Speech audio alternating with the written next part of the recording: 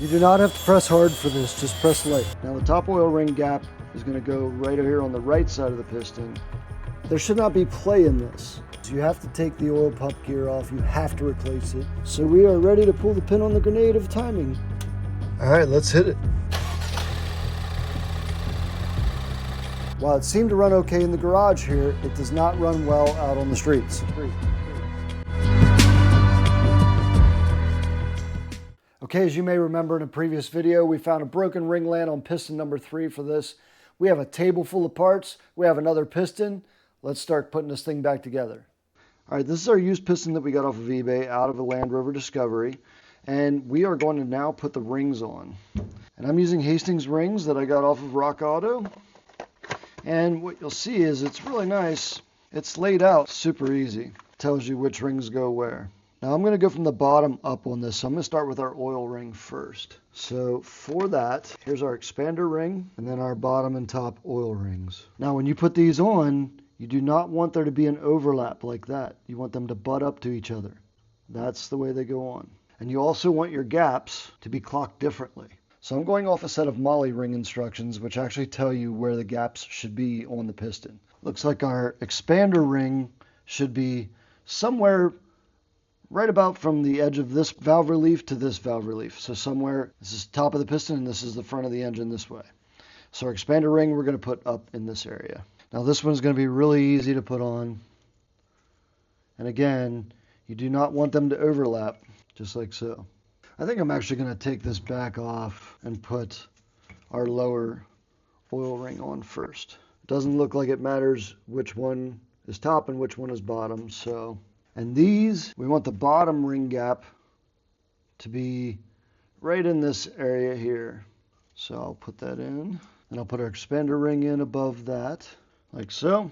And you can see our expander gap is up here. Now the top oil ring gap is going to go right here on the right side of the piston. And it's going to be a little tricky to get because this is getting tighter and tighter in here for tolerance. So you just got to feed it in and work it in. All right, now that we got the oil rings in, we're going to take ring number 2. This one is stamped up on it. Make sure it goes up. This is our bottom compression ring. And we are going to put it with the gap at the very bottom of the piston. Not loving the fit, I can tell you that right now. This ring is too thick. Let's look at some thicknesses here. The old ring is 1.17 millimeters, and the new ring is 1.46. Yeah, that's not good. So I had to pause the video for a second. The reason that second ring wouldn't fit is because when I ordered these rings, I ordered them for a Ford Escape. And that's because Land Rover wasn't showing up in the choices because, well, Land Rover. Well, it turns out the Escape pistons, while closely designed to the Land Rover pistons, are different, with one of those differences being the second ring thickness. So I had to go to another set of rings and rob the second ring out of it. And that's where we start back up. I put our top ring in, and the groove is facing the top of the piston. Now these rings will move, especially, they're loose right now, they're not compressed. They might move around. Just before you put the piston in, just make sure everything's lined up where it's supposed to be. And there you have it, the rings are installed. Now we're going to install our bearings, and we're just going to line them up from the top and push them down into place. And they should be even from side to side. You may have to push them over a little bit. And they should be even at the tops. And you'll see there's the old tang marks here. You can line them up side to side there. So there's the lower cap. Then we're going to put the upper bearing in the same way. You can just set your piston flat while you do this. And it just slipped right in place there. And it is even side to side and top to bottom. And then when you put your cap on, the cap only goes one way. Remember, it's cracked on purpose this way. It'll compress those two bearings together. Now this piston is ready to go in, minus we didn't get our compression tool on yet. All right, I have our piston rings compressed, and we're ready to stick the piston in the cylinder. So we're going to carefully slip the connecting rod down through and try not to beat up our cylinder. And then we're going to center our piston over, slide it down a little bit. We're going to start slipping our piston down in. So we're going to give a little tappy tappy. Just tap it in. Just tap tap it in. Give it a little tappy. Tap, tap, tap-a-roo. All right, I got the piston in, and I'm sliding it down right now. And we got to watch that we line up to the journal down below. Sometimes this would be better done with two people. All right, I feel like we might be bottoming out at the journal. I need to go down and do some lining up. I really need someone up top tapping down. What's my wife doing? All right, right now we're waiting for an oil pan pickup tube from the Ford dealer. But while we're here waiting for things to do, let's replace our water pump. Now, there's absolutely nothing wrong with this water pump, but while you're in there, you should just do it. Just work it back and forth a little bit. It'll come out. There we go. A few inches later. And she's out. It took a little bit of prying down below and up top just to kind of work this thing out. This water pump actually wasn't in bad shape, but while it's easy to access and before we get a leak eventually, I'm going to replace it with a new water pump and seal. And our new water pump, I'm just going to put a smidge of grease on around the seal just to help it slide in a little easier. Just a little, you don't need a ton. This is just to help slip it in. That's what she said. All right, I think we're good there. Goes in this way. Put our bolts in. Torque on the water pump bolts is 10 Newton meters. Now it was time to move on to performing an intake valve cleaning. As this is a direct injected engine, the valve stems never actually see any fuel sprayed on them, so they never get cleaned off during the combustion process. And as such, they are more prone to carbon buildup and require a cleaning probably around every 60,000 miles. Now what I'm using here are brass bristled brushes, say that 3 times fast, on the end of my drill with a cleaning solution of Berryman's poured into the ports as well. Now I'll actually pour the Berryman's in, let it sit overnight before I actually go to the brushes. That helps to let the chemical work and break up some of that carbon. And then after you're satisfied with the cleanup that you did, just blow the ports out with compressed air. So down below I put the oil pickup tube on, and I also put the oil pan back on. Got our AC compressor bolted back up and just squared away everything that we took off down there. Now as you can see, I took the engine brace out. I have the jack back under the oil pan holding it up. And it's time now to start working on the mating surface for the head. So we need to clean that up. And the way we do that is one of these white roll-lock discs from 3M. Only use the white ones when you're cleaning up this surface on aluminum, because anything more abrasive than that will take metal off, and we don't want that. So we're going to lightly take off all the garbage around here where the head gasket's going to sit.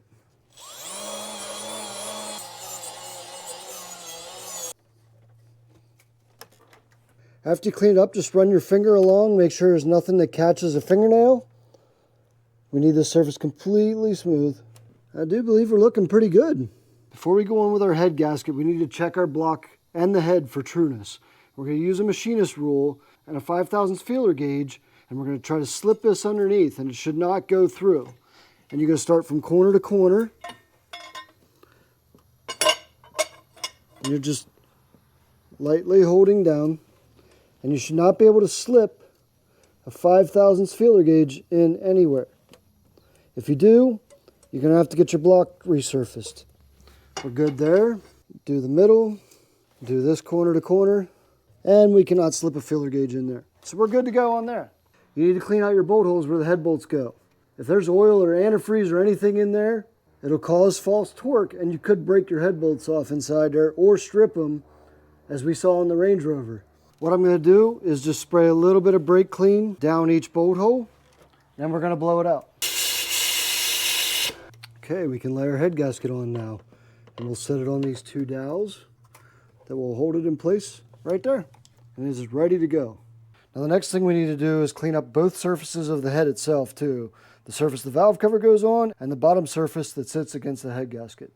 Now for this, I'm going to take our lifters out. Make sure you keep these in order. They have to go back exactly where they came from. All right, let's get our mating surface cleaned up. You don't have to press down hard, just let the tool do all the work.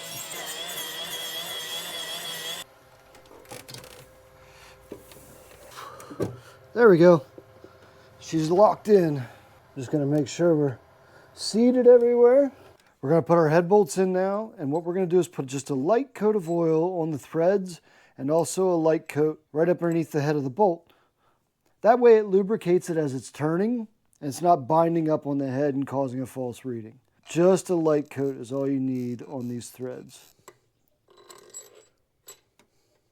All right, all the bolts are in. I'm just gonna run them down till they bottom out.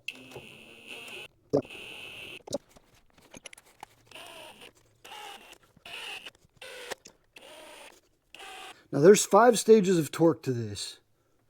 And the sequence is center bolts, 1, 2, and then you go clockwise. 3, 4, 5, 6, 7, 8, 9, 10. The 5 stages are 7 Newton meters, 15 Newton meters, 45 Newton meters, then 90 degrees, and an additional 90 degrees. A lot of torque going on these heads. Let's get started. Then we bump up to 15 Newton meters. Next stage is 45. Now we're going to switch over to the big boy and do our first 90 degrees.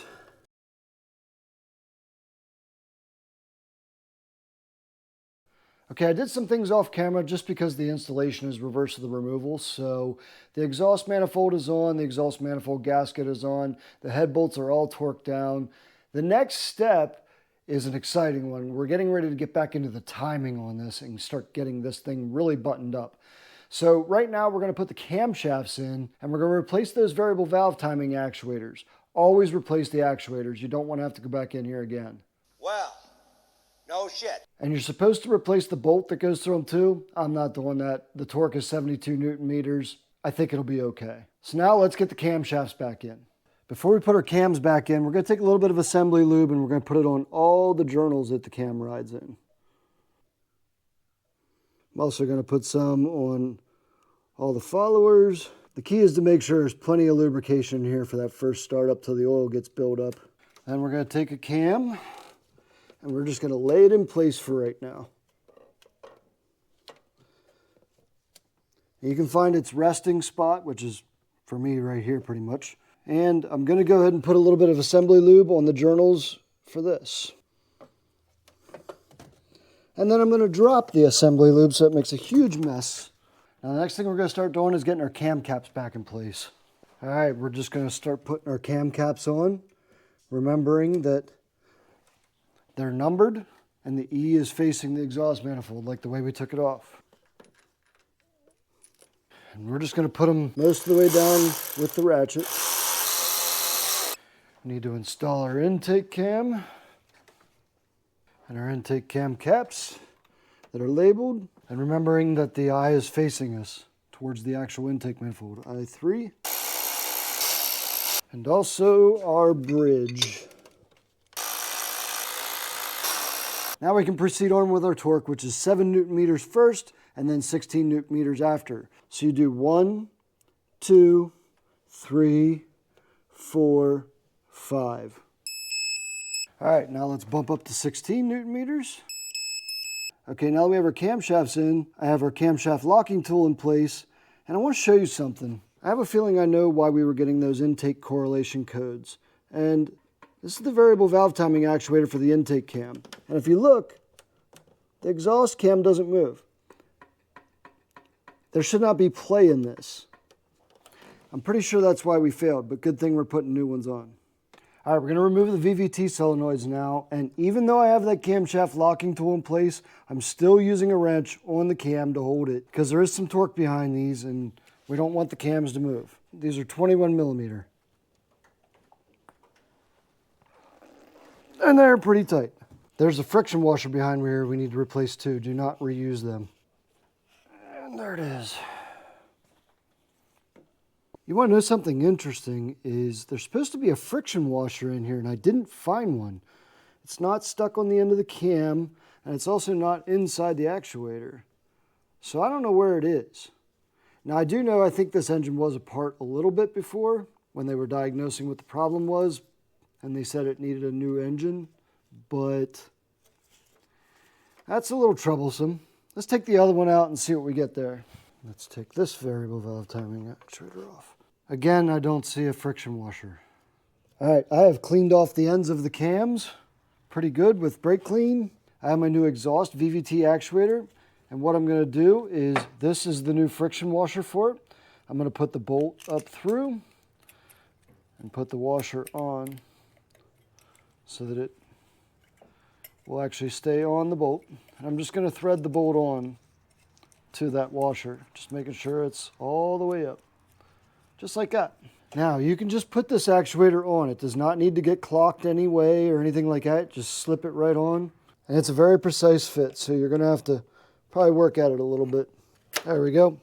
And then just thread your bolt on by hand. Now at this point, we're only putting these on hand tight because we want to be able to spin this VVT actuator as we put the chain on. That way we can tighten it up and whatnot. I'm going to do the same thing for the intake cam. There we go.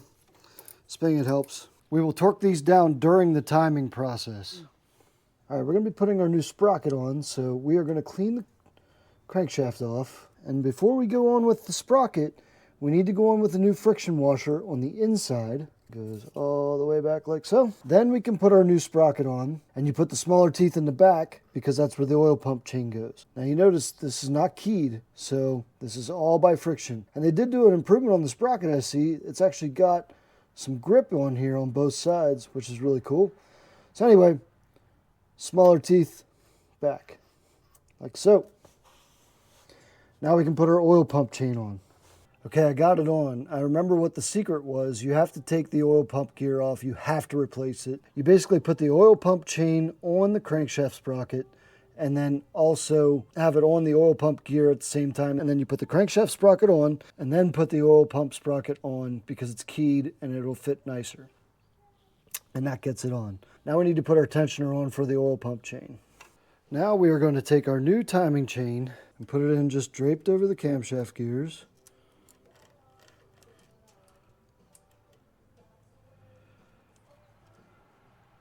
Like so. Then we go down below and get it on our crank sprocket. There we go. All right, now we're going to put our front guide on. Start threading that in. That's hand tight. We'll come down here and take our other bolt, thread it in. And these each get 10 Newton meters. And then you put your left guide on. It just slides over a dowel pin that is right in here. And you have to like pull your chain this way to get it in behind, and it just sits there. There's no bolt or anything to that, it just sits right on. All right, the tensioner is installed, and I torqued the bolts to 10 Newton meters. And I also tightened up our VCT actuators to 74 Newton meters. So we are ready to pull the pin on the grenade of timing. That was anticlimactic. And our timing chain is nice and tight. Now at this point, it's time to put the front cover back on and get everything put back together, your intake manifold, all of that. Installation is the reverse of the removal, so I'm not going to film all that. And it also helps me speed this along a little bit. So when I come back, which will be a few hours for me and just a couple seconds for you, this engine will be back together and we're ready to start it. Okay, it is finally time to start up this Land Rover Discovery Sport. But I have a confession to make. Last night, I got finished putting the engine back together and I didn't have oil in a filter for it and I didn't have enough antifreeze. So my wife and I went out shopping last night. I bought those things, came back home, and it was dark at that time. It had been a long day. I didn't set up the camera equipment. I'm very sorry, but I did the first start last night. But for you, this is the first start. And I want you to hear this. So let's get it started. All right, let's hit it.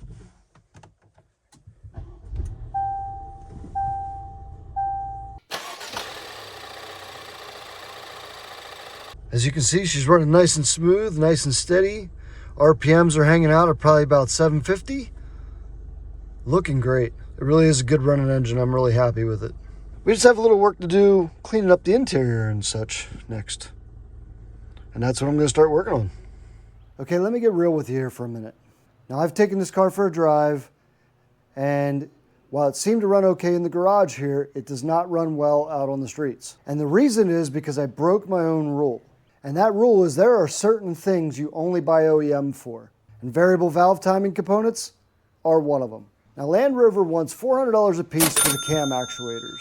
I went with Febby Bilsteins from an aftermarket provider. And now what I have is a P011 code, which is showing the intake cam is over advanced. And when it's going down the road, it's jerky, and if I give it enough throttle, I can actually hear chain noise. It almost sounds like it's skipping teeth, which I know it's not, but it sounds like that. Now, I will say this, on the exhaust cam side, we're fine. But because I broke my own rule, it's now going to cost me more money and more time. I already ordered a Land Rover intake cam adjuster, as well as the intake variable valve solenoid. So at the moment, while my spirit may be broken, we will not be defeated. But they'll never take our freedom! I have plans for this Discovery. Believe it or not, I'm selling the Range Rover on, and I also have a new project that I haven't even shown you yet that I got a steal of a deal on, and it has the potential for a massive profit. But for the Discovery, it's going to become my daily driver back and forth to work, and the Audi's going to be taken off of daily driver status and made a fun vehicle once I get the convertible top fixed. But learn from my mistakes. If you're going to work on these kind of vehicles, you have to pay the luxury tax and put OEM parts on. But that's going to do it for now, and I want to thank you for watching. I want to thank you for subscribing and hitting that like button. I also hope you have a fantastic day, and I'll see you next time.